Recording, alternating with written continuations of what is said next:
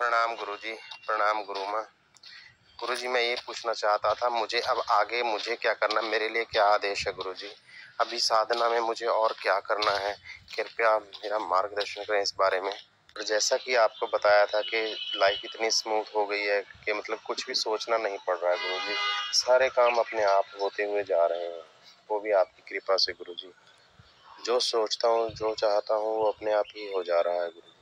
जो मेरी ज़रूरत होती है वो आप अपने आप ही पूरी कर देते हैं गुरुजी। मुझे किसी की चीज़ के लिए भागा दौड़ी नहीं करनी पड़ती गुरुजी, जैसे पहले सोचता था या पहले करता था। और गुरुजी मेम लाने का मतलब नहीं समझ पा रहा कृपया इसके बारे में भी बताएं। और गुरुजी जब मैं काम करता हूँ तो काम करते वक्त मेरे मन में विचार बहुत चलते हैं। मैं अपने आप को रोकने की भी बहुत कोशिश करता हूँ कि मैं रोकूं कि मुझे नहीं सोचना है, लेकिन फिर पता नहीं अपने आप ही गति कर जाता हूँ इसमें विचारों में। इसके बारे में भी थोड़ा गुरुजी बताएं कैसे करूँ मैं। और विचारों में आपको तो याद ही करता रहता हूँ, फिर आपको याद करता करता किसी और विचार में गति कर जाता हूँ। उस चीज़ का थोड़ा सा गुरुजी है मन में। सारा दिन आपके बारे में आप गुरु माँ आप ही मेरे ख्याल में रहते हैं, पर लेकिन गति कर जाता हूँ फिर भी किसी न किसी और विचार, फिर अपने आप को वापस लेके आता हूँ।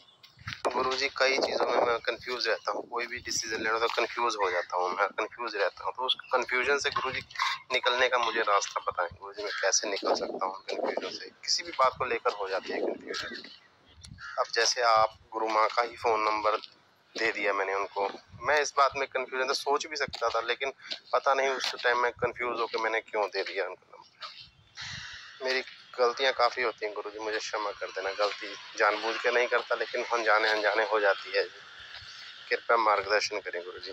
धन्यवाद आपका बहुत बहुत।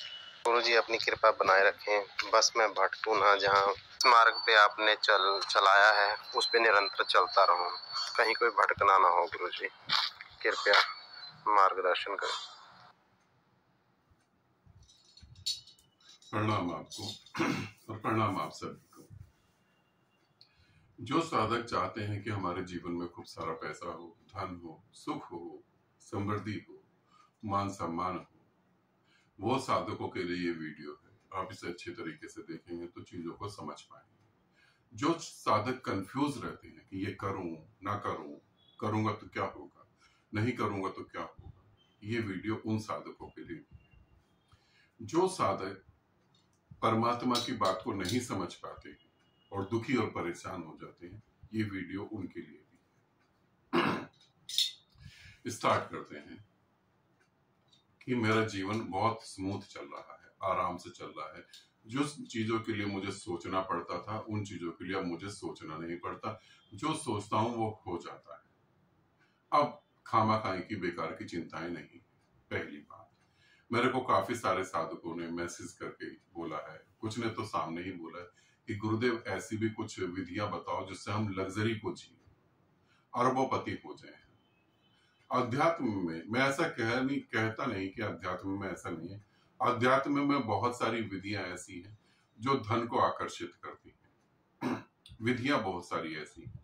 अभी जो हमें यूट्यूब पे गुरु बताते हैं वो तो खाली बेकार की बात है, कोई धन नहीं आता।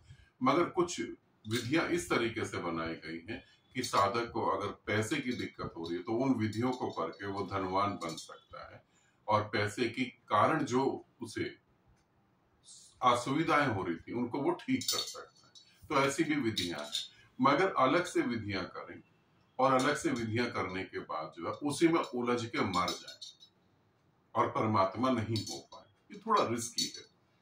साईं ने एक ऐसा प्रयोग करा। साईं ने कहा कि जो भी मेरे पास आएगा उसकी इच्छाएं पूरी हो जाएंगी। इच्छाएं पूरी भी हो गई, मगर साईं का ये अंदर से विचार था कि इच्छाएं पूरी हो जाए और मैं चमत्कार दिखा रहा हूं और लोग देखें, और देखने के बाद जो है वो ये कोशिश करे कि ये व्यक्ति इतने चमत्कार कैसे कर सकता है, ये व्यक्ति सभी की इच्छाएं पूरी कैसे करता है, तो इस व्यक्ति जैसे हम हो जाए। मगर साईं का ये प्रयोग जो है सफल नहीं हो पाया। साईं ने ये बाद में देखा कि मांगने वाले और बड़े मांगने वाले बन गए, और ज्यादा मांगने वाले। किसी को बेटा चाहिए, बेटा मिल गया, अब उसे पैसा चाहिए, पैसा मिल गया, अब उसे और कुछ चाहिए, और कुछ मिल गया। मांग बढ़ती ही चली गई, मगर वो परमात्मा की तरफ नहीं गई। तो मुझे भी ऐसा लगा कि ये विधियां बताने के बाद भी तुम परमात्मा तो नहीं हो पाओगे, इसमें उलझ के मर जाओ। फिर क्या करा जाए? तो अब यहाँ पर ये ऑडियो सुनने के बाद मैं तुम्हें से थोड़ा और क्लियर करता हूं। जितना तुम परमात्मा के नजदीक आते हो, ध्यान रखना, जितना तुम परमात्मा के नजदीक आते हो उतनी तुम्हारी समस्याएं खत्म हो जाती हैं। ये इस सन्यासी का अनुभव नहीं, ये बहुत सारे मेरे सन्यासियों का अनुभव है। जैसे जैसे परमात्मा का हाथ पकड़ते हो समस्याएं खत्म हो जाती हैं। यहां एक बात समझनी पड़ेगी। अब ये बात समझनी पड़ेगी, जब मैं कहता हूं परमात्मा का हाथ पकड़ने, तो आप परमात्मा का हाथ पकड़ेंगे कैसे? परमात्मा क्या है वो ही नहीं पता, कौन है वो भी नहीं पता। परमात्मा को क्या, परमात्मा तो एक शब्द है। मैं ईश्वर भी कह सकता हूं, मैं निराकार भी कह सकता हूं, मगर उन्हें पकड़ेंगे कहां से? वो तो एक शब्द ही है। अर्थात परमात्मा अर्थात जीवित गुरु, और जीवित गुरु, गुरु का अर्थ क्या है? जो उसको पकड़ने के बाद तुम्हारे जीवन में फर्क पड़ जाए, तुम्हारी सोच बदले, उसे जीवित गुरु कहते हैं। ठीक है, फिर जैसे जीवित गुरु का हाथ पकड़ोगे और साधनाओं के कारण तुम्हारा जीवन बदलेगा, मान्यताओं के कारण नहीं, साधनाओं के कारण तुम्हारा जीवन बदलेगा। और तुम्हें पता लगेगा कि यार मैं तो बेकार में ही सोच रहा था, बेकार में इतनी टेंशन ले रहा था, ये तो सब कुछ अपने आप ही आराम से ही होता जा रहा है।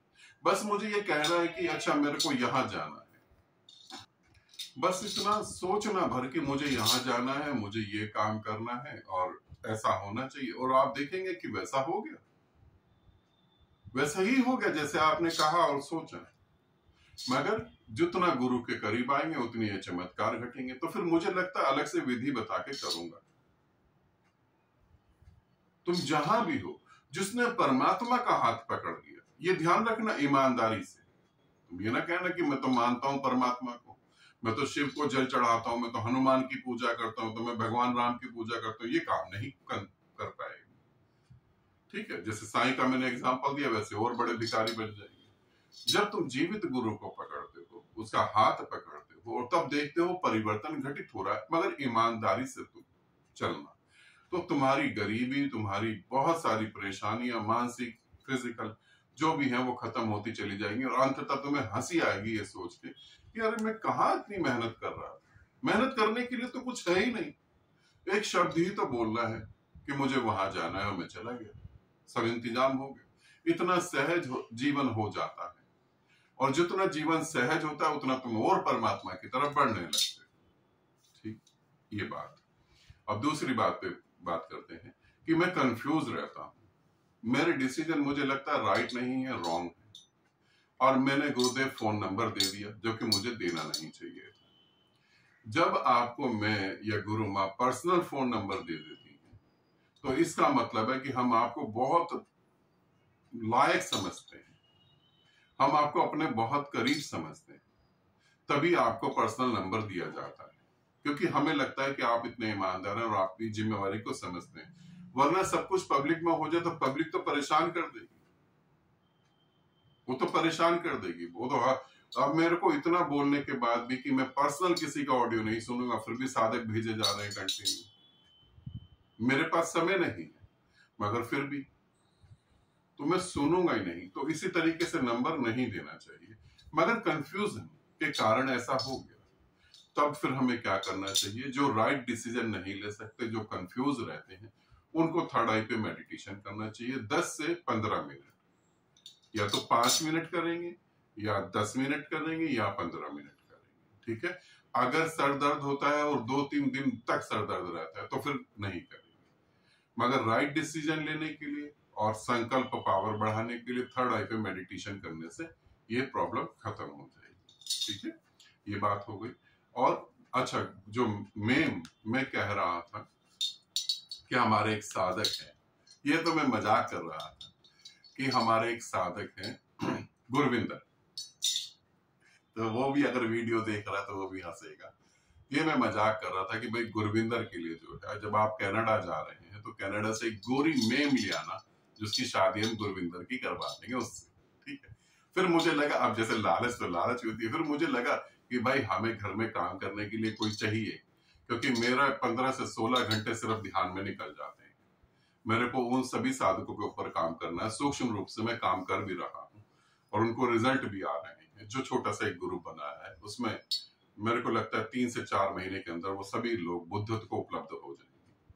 तो मेरा ऐसा टाइम चला जाता है, और फिर गुरु माँ का जो है वो भी ध्यान में टाइम चला जाता है। तो मुझे लगता है ऐसे कोई ना कोई तो ऐसा होना चाहिए जो घर के छोटे मोटे काम कर दे और हमें सुविधा मिल जाए। तो लालच होती है ना। तो मैंने कहा गुरविंदर के लिए अगर गोरी मेम लेके आओगे कनाडा से तो एक गोरी मेम मेरे लिए भी ले आना। तो ये एक मजाक था, क्योंकि हमें जो है सीरियस नहीं, हंसते हंसते परमात्मा होना है।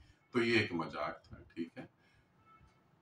जीवन के लिए, पैसे के लिए और चीजों के लिए अलग से मेहनत करने की जरूरत नहीं है। विधि करो और गुरु अर्थात परमात्मा या निराकार के साथ एक होने की कोशिश करो और सब कुछ बदल जाए।